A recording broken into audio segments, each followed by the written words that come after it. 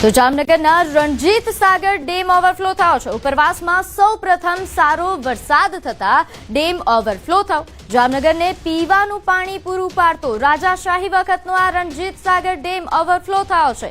એક જ વરસાદમાં ડેમ ઓવરફ્લો થતા જામનગર વાસીઓ ખુશ છે। જામનગર શહેરના નીચાણવાળા વિસ્તારોને હાલ સાવચેત કરાયા છે। રણજીત સાગર ડેમ ઓવરફ્લો થતા જામનગરની કેનાલોમાં પણ પાણીનો પ્રવાહ વધ્યો। જામનગર શહેરનો રાજાશાહી વખતનો રણજીત સાગર ડેમ છે તે ઓવરફ્લો થયો છે।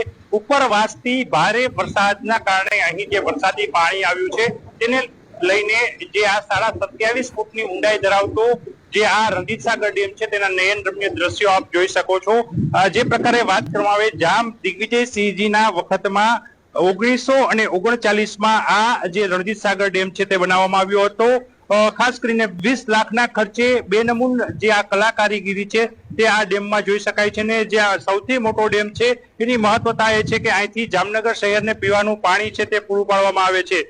જે પ્રકારે વાત કરવામાં આવે જામનગરના જે પંપ હાઉસ છે ત્યાં ગ્રેચ્યુટીથી અહીં પાણી પહોંચે છે ને કોઈ પણ જાતની ટેકનિકલ જે સહાય વગર જામનગર શહેરને પીવાનું પાણી આપે છે। ત્યારે હાલ પ્રથમ વરસાદે જામનગરનો જીવાદોરી સમાન રણજીત સાગર ડેમ ઓવરફ્લો થતા તેના નયનરમ્ય દ્રશ્ય સામે આવ્યા છે।